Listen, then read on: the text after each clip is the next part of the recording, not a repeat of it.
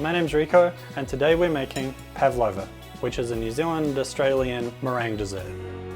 Pavlova uses a type of sugar called caster sugar, which isn't widely available in the US. It is finer than a regular white sugar, but it's not as fine as a powdered sugar. The best approximation is to take some regular white sugar and give it a blast in the food processor to make it a little bit finer. This helps it distribute through the super light meringue. So we're going to start with 450 grams of white sugar. Put that into a food processor with just a regular type of blade. Give it a couple of short pulses. When you start seeing kind of a smoky vapor, it's usually about right at that point. I'm going to put that into a bowl. Next up, we're going to be separating 6 eggs into yolks and whites. We only need the whites for this recipe, but of course hang on to the yolks. Great excuse to make a custard or a lemon curd or something like that to go with it. So now we have 6 egg whites on their own. Using a whisk attachment, just throw those guys into the mixer.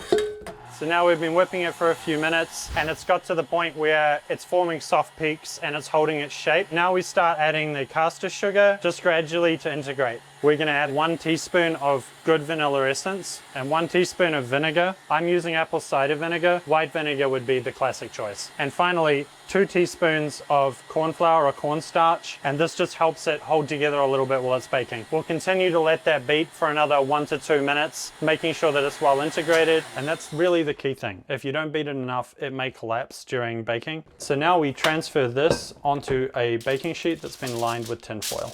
The key is to have it so it sits nice and high, about 8 or 9 inches around, and then just about as high as you can make it. Once you've got that all in the baking tray, just try to make it as round and even as possible. You are not going to be able to get this perfect. All of these tips and crests are going to turn into delicious crispy extras on the outside. Put this into the oven for around about 90 minutes at 230 degrees.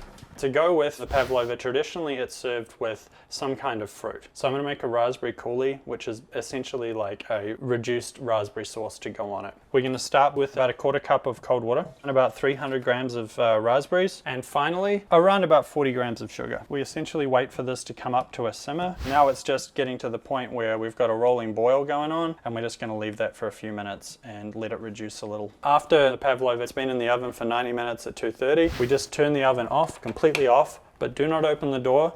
You leave it in the oven as it cools down for another hour. So now it's out of the oven. You see the outside is this perfect solid meringue crust, but once you cut into it, the inside is marshmallowy soft. So we're just gonna drizzle some of the raspberry coulis I made earlier, and we're ready to go. And this is pretty much exactly the pavlova I had when I was growing up. Delicious.